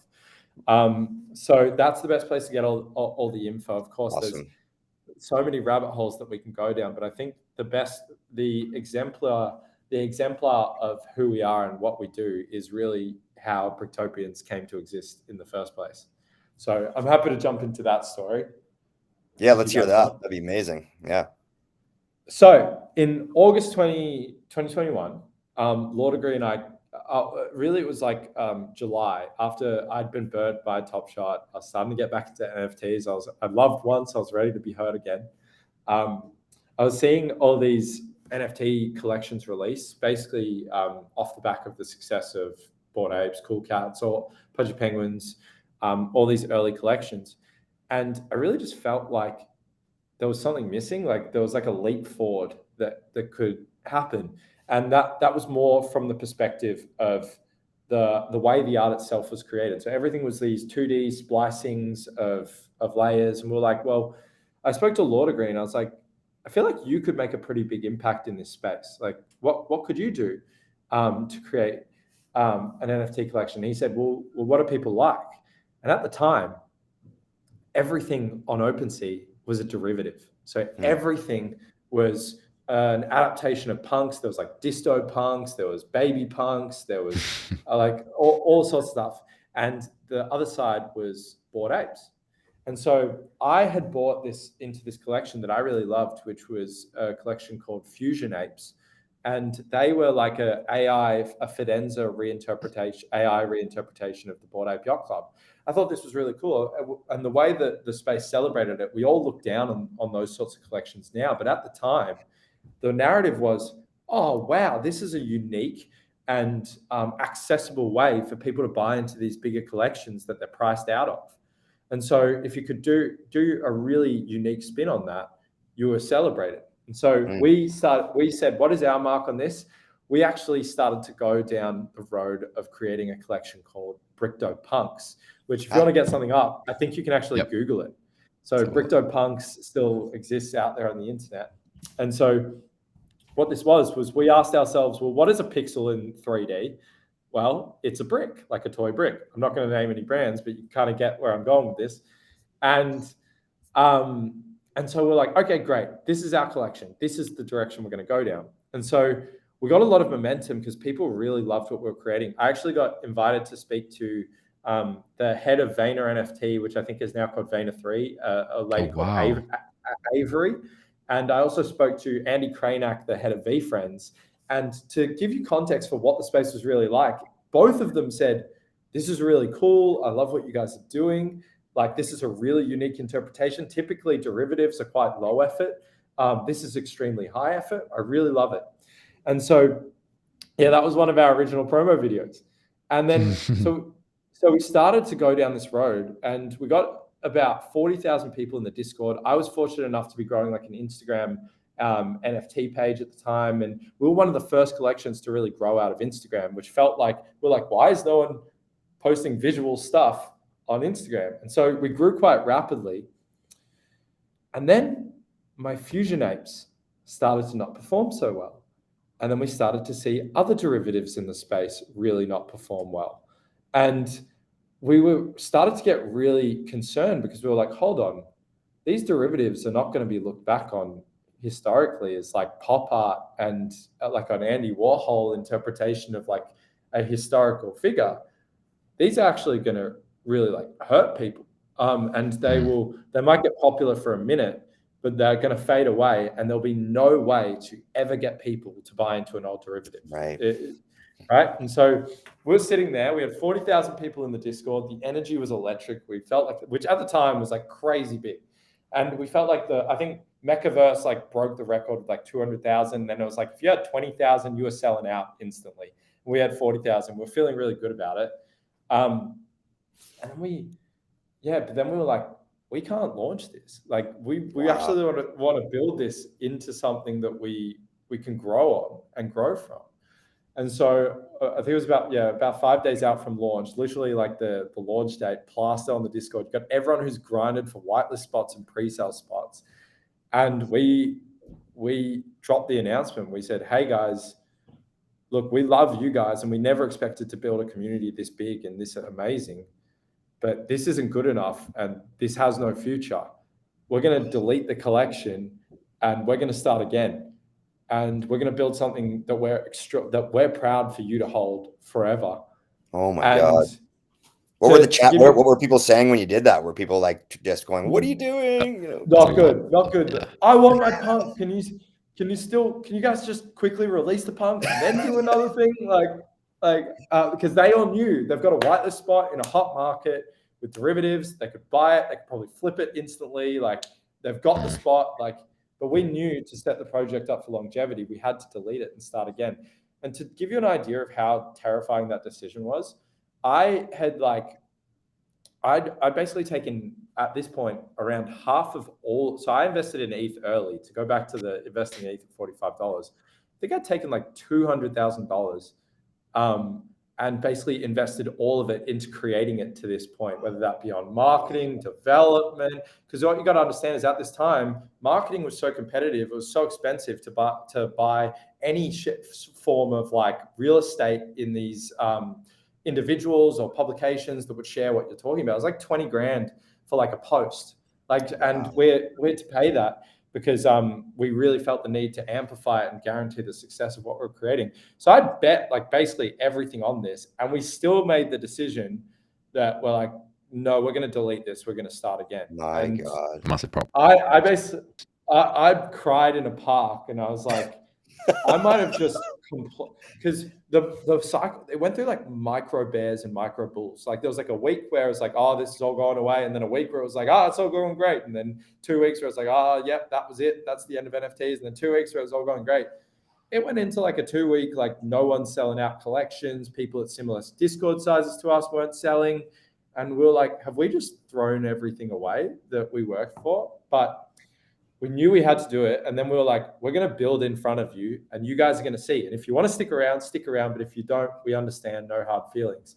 So it started with, we posted the new bricks we were going to use in our collection. And then we posted, for the first time, instead of just punks, it was a 3D head. And then we posted the head made out of the bricks. And then we posted the first accessories. And people were like, oh shit, these guys are serious. Like, they're actually going to take this up a notch. And then so I didn't realize it at the time, but I had to sell way more ETH to like keep this alive, basically everything.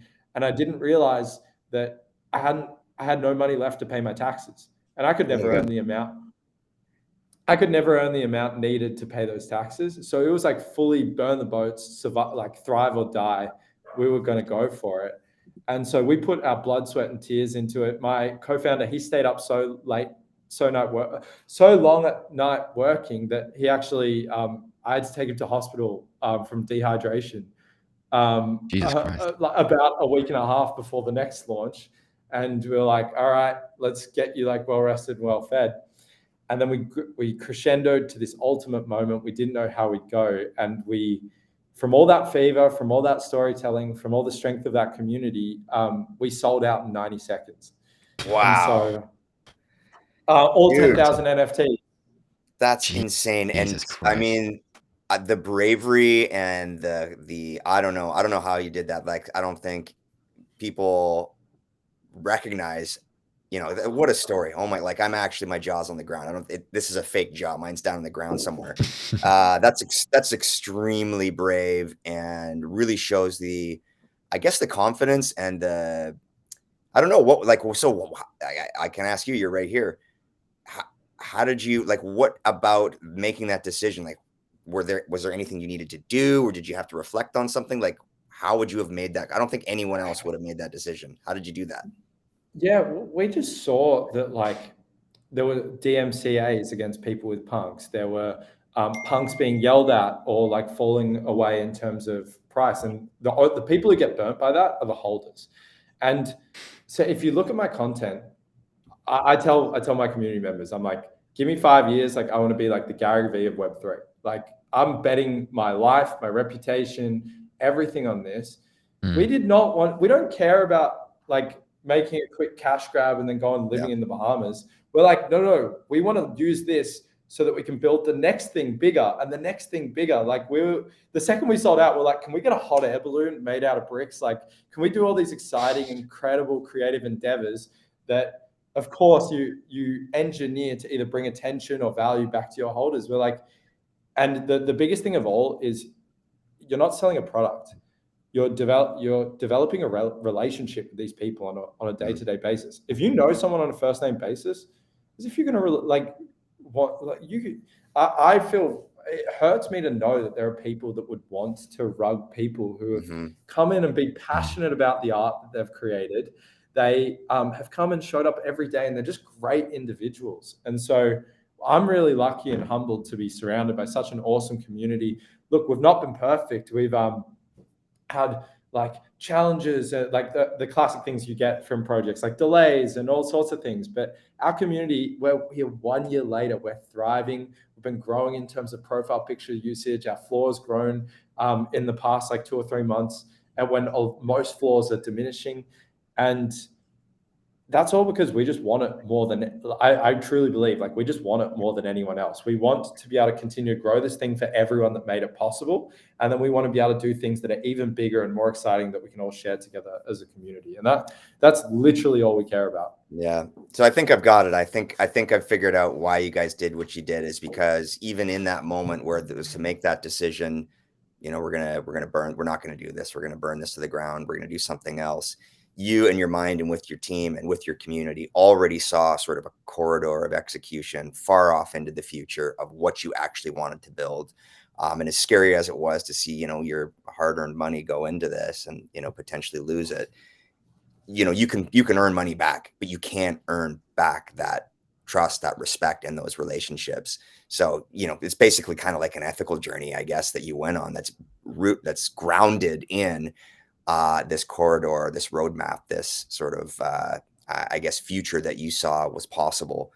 Does that sound sort of does that describe what you experienced? Yeah, 100%. It was, people talk about, I'm setting this up for the long term. I'm setting this up for the long term, blah, blah, blah. We're building for the long term, which is often just an excuse to not do something this week. So right. We're building for the long term. And I was like, no, I genuinely like have a vision for like how this can grow in 5 years to be an amazing experience that we can all share together. And also how it can slowly onboard Web2 users in the way that I've seen so many businesses and organizations fail over the years. Like it's almost like I've seen it all, and I'm like, I can make this successful for my people. And that 5 year journey to me matters way more than any 1 week opportunity. And that's why the beautiful thing about that is it's that exact moment that I think has gotten me the trust of the community, so that when I say, hey, everyone's releasing a token, we're not going to release a token, and here's why, people say, that's not Alex being lazy because he doesn't want to release a token. Alex makes decisions that 1 year from now will still be the right decision. Yeah. And so it actually has worked out. I'm so grateful for that moment now, because it was like, they say like, if you go through a tough experience with, like let's say you've got a life partner, like a boyfriend or girlfriend or husband or wife, often it's the tougher experiences that make you stronger together. Yeah. And we've kind of gone through that as a community. And so I think that's why 1 year later, I don't know many. There are, of course, you can always point to the blue chips, and like Doodles, they only have to post once every like month or two, and everyone still loves them. But there are very few of those like middleweight communities that are still here 1 year later. All the peers that I used to look at and compare myself to and compare our project to, most of them don't exist anymore, or are slowly fading away. And we're here 1 year later because of that decision. And that decision, by the way, is what the first Infinity Stone captures the story of. So it captures the destruction that's so cool. of the punks. Because, and the reason I said this on a space over the weekend, I'm like, because what I want is someone joins our community, they get a Bricktopian, and then someone says, what should I do next? And they're like, have you heard about Bricked Origins, which is what we call it? And it's like, well, what's that? It's like, well, go check out this piece of art. It's like, well, what is that art? Well, that art actually captures the story of what we were born out of, how we deleted out the collection and we were rebirthed and we started again. Oh my God, that's amazing. What's the next one about? Well, that one is about how two people in the Discord before we launched wanted to have a beer together, but they were on opposite sides of the world. So we flew a guy from North Carolina to Belgium, and then 30 other people joined them in Belgium. We had this community generating moment where everyone had a beer together, and we hadn't even launched. Yeah, and we hadn't even launched yet. And that was like the what I see as like our community defining moment. There's all these moments that I'm like, when people enter our world, I want them to see these artworks and ask that question, and then they get the story from either myself or a community member and understand what has gone into creating what we've built. That's so fascinating. Wow. Bullish on this project, I am. Very nice. Yeah, I'll make this succeed or I'll die trying. I can tell you guys that. That is crazy, the amount of work you put into this, and huge props for keeping the project alive. Like, you don't understand how difficult that is, especially for an NFT project, not just like a normal community. NFT projects are something different, and the fact that you've kept that going and you kept the community strong for what, a year now, is insane, like next level insane. So massive props to that. Do you guys want to know the secret sauce to how to do that? I do. Go on, give us a secret sauce. This is like an example of it, but it's more the mindset that comes with it. Anytime someone buys a Bricktopian, I personally send them a message. Then people in the community also message them. Anytime we go on a space and many of our Bricktopians are there and someone has taken the time to listen to our story for half an hour, we all follow those people, because regardless of whether they buy or not, we care about people that have taken the time to listen to us. And it's the do things that don't scale, which is like send someone a personal video, send someone a personal message, comment on a struggling artist and give them a leg up and say, hey, like, I actually really do like your artwork, and I think if you shared it here, you would get much more success. Doing those small things ends up adding up over the course of a year. Wow. And that's why you're still around. What's your schedule for spaces? Do you have one for the project? Do you guys do like a weekly, monthly, or? I just spent 4 months living overseas, so my schedule is a bit all over the place. So we kind of do them more impromptu, like, hey guys, feels like a good time to do a space. We're going to do one on Thursday.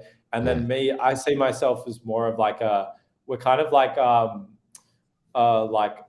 bunch of like raiders, like raiding towns, like on cavalry, like in terms of, I'll just open the Twitter app and be like, what looks good?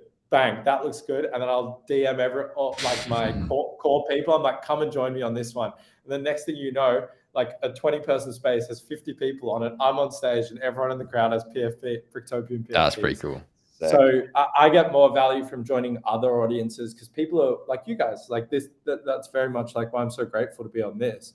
Is that it's like so many people have invested in building an audience that has never heard of you. That's often way more effective than speaking to the same people week in, week out on your own. So I try to spread the love. Nice. That's awesome. Nice. So we're gonna kick it off with the last and final question. our little question, because this has been a nice one. I think this is our longest one so far, actually. Totally. You beat the record by about 15 minutes, so huge props. Sweet. Going back to the very, very beginning of your journey, the start of your blockchain, your crypto NFT journey, if you could go back in time, what is one piece of advice you could have given to yourself before you started? Don't trade. Oh, sorry if that like that. That's your like the advice you give. But I mean, don't trade blindly, because when I bought Ethereum, or no, here's the better advice: don't think you're smarter than you are when it comes to trading. Because when I bought Ethereum, it started to go up like 2x, 3x, 4x, 5x, 6x. Suddenly, I'm the smartest person in the room. I see things, and then you that get other, big bollocks, and then you go, oh, you know what? I'm going to do more and more and more and more. And then, yeah, I'm gonna buy everything that I suddenly have that same feeling I had about ETH, like trusting like a feeling. And the next thing you know, I really messed up in that first bull run. Like, I'm thankful to have gone through 2 bull runs. I think I had something like 80 ETH, and I traded it down to like 40 because I was like, oh, I know Ripple's on the way up right now. I'm going to buy into Ripple. Like, I'm going to buy into this. I'm going to buy into that. And then I got really lucky that, and this is where trading does come in, is where you've actually taken the time to get kind of like an arbitrage of information, either an inside tip that is not just, hey guys, here's this tip, like from a random piece of content, but more like, you've been at an event, you know something is being built that isn't really publicly appreciated yet. I've been very successful off the back of those. So like, I bought Stellar Lumens when they were like, I think it was like 3 cents, and it went up to like 70 cents or something crazy. Didn't sell because once again, thought I was too smart. And then I bought into a blockchain called I think it was Dash before, not Dash, Rayblocks, like very early on, which was like a zero fee cryptocurrency.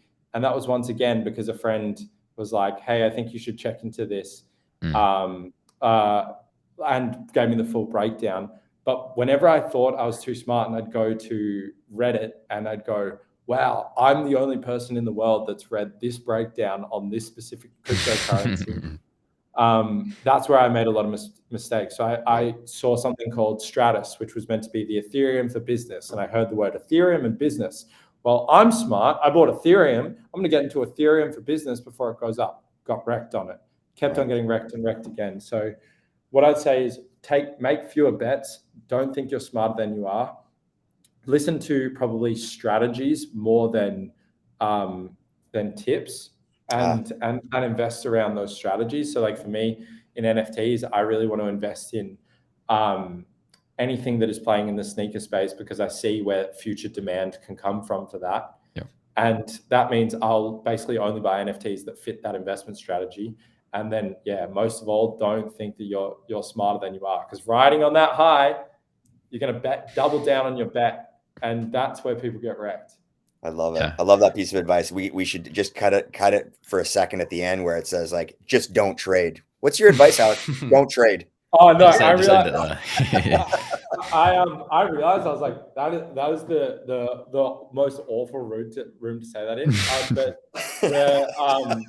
But this has been my experience of when I trade, I fail. So I shouldn't trade blindly with no expertise or understanding based off, this is going up in the past hour. Don't worry, everyone does that. Obviously, I deal with at least 1 or 2 messages like that every single day. Like we have quite a few in the Discord who've they've been training for a month and they've rode this, like sudden ramp, and it's just gone up and up and up. They took a £10 account to £20 to like 50 to 100, and they're like, oh, I'm the best trader in the world. I'm going to go put £1,000, my entire life savings into this. Like, I'm telling you, don't do it. But no, I'm the best trader. So, you just got to let them do what they do. I did the exact same thing. I blew my first account. Everyone does the same. NFT, crypto, stocks, Forex. Everyone does it. And you go through that phase of like realization. It's what makes you a trader. Like, do you give up and say, oh no, it's a scam? Or do you have that 1 month quit and you know what? I'm actually going to take this seriously now, and I'm going to actually do my proper research, and I'm going to do the due diligence and risk management and all that stuff. And that's what makes a trader a trader. Yeah, actually, something I want to add to that, because you said something really important, Leon, which is this didn't work for me the first time I tried it, so like it must be a scam. I think like this guy, like many people you guys might know, like Alex Hormozi, like I love his stuff. Yep. And he talks about how he bought like 30 courses, 40 courses, 6 masterminds, all that. And he's like, the issue people have is they think they're going to buy one course and suddenly know how to run a business. It's like, just because you did a marketing course doesn't mean you know everything about even marketing, let alone running a business. Just because you did an accounting course doesn't mean you know everything about accounting. Just because there are so many pieces of your brain that you need to saturate in order to be skilled enough to actually get results. Same thing goes with thread writing. I get people messaging me saying, Alex, I've written 7 threads now. Like threads are a scam. Like, like threads don't grow. And I'm like, yeah, I wrote 100 before I saw any my YouTube live streams. I've been live streaming for 10 months. I'm still getting 5 views. What am I doing wrong? Before you see any meaningful thing. So, and that's why I think it's really challenging for you, Leon, because as you were saying, is that the people who promise the entire world are the ones that shine out and then create a bad name for everyone in the space, when obviously it's like 90% of businesses fail because most people don't know how to run a business. And then the other, like within that, there might be 20% who did and then just really struggled. Similarly, 99% of traders fail because 99% of traders are like me when I was 21 years old, cashed up, like first investment of all time, and I'm an absolute genius, and no one has the secret sauce like I do. And I think we all get humbled by those moments, but I hope of course that anyone who's listening now knows, guess what? You've either just been through a cycle or you're at the bottom, not the bottom, but you're on the downward slope of one. So you've got time to learn these things from people who've come before you, actually have disciplined strategies, and then succeed in the next market. Yeah, I couldn't agree more. Well, that is absolutely perfect. That's a good point to wrap up on. Thank you so much for coming on, Alex. I really appreciate it. We plugged your socials all the way through it anyway. So anyway, the people can find you on Twitter. Where else? Apart from that, is it just Twitter? Best place to find me is on Twitter. I'm starting a newsletter, which you can also find. I saw that. Yeah. Link in bio. That's a bit of alpha. Anyone wants to start a business and doesn't know what business to start a newsletter. You only have to write it once a week, and you can grow it over time as a side hustle. And then one day it'll help you quit your job. So I do it because I think it's going to be a way that I can get closer to sharing what I'm actually building in a little bit more detail, as well as like growing it into something that could be leveraged 5 years from now. And I think everyone should do something like that. I'm actually doing the exact same thing. Mine's on my Twitter, right? I've got 1 subscriber. I'm literally starting it next week. NFT God did it he said he did it for like 4 months and only got 10 opens. And now he's got like almost 70,000 followers. Yeah, mental. Wow. And 10,000 people on the Discord. Final plug is that, to anyone because you got to do it, but it's like to anyone that is still in this market and is looking for a project that is building for this next wave, what I call the next meta, which is a meta that has the ability to go massive in Web3, but then actually get mainstream adoption and that next wave of users, the people with the existing collector mindset that just haven't broken into our world yet. Come and join us, come and get a Bricktopian and be a part of a community that is to 1 year later still kicking strong and building incredible things like this, the Brain Boot. But yeah, I'm in. I'll see. I'm gonna go buy one right now. I'm just gonna head over to OpenSea. When did it release? Actually, when did it release? Yeah, you got to do it. Beautiful. When are they releasing? When do the Brain Boots release? So we got the Bricked Origins release happening over November, December. Brain Boots will be early next year, as you can imagine. We're trying to get like a duffel bag of shoes onto these fashion influencers now. That's kind of our next stage in the marketing campaign. Sick. Beautiful. Wait. Right, we'll end it there. Thank you for hopping on. I appreciate it. Beautiful. Thank you, Leon, and thank you, Tyler. It's been amazing. What an awesome chat. Our pleasure.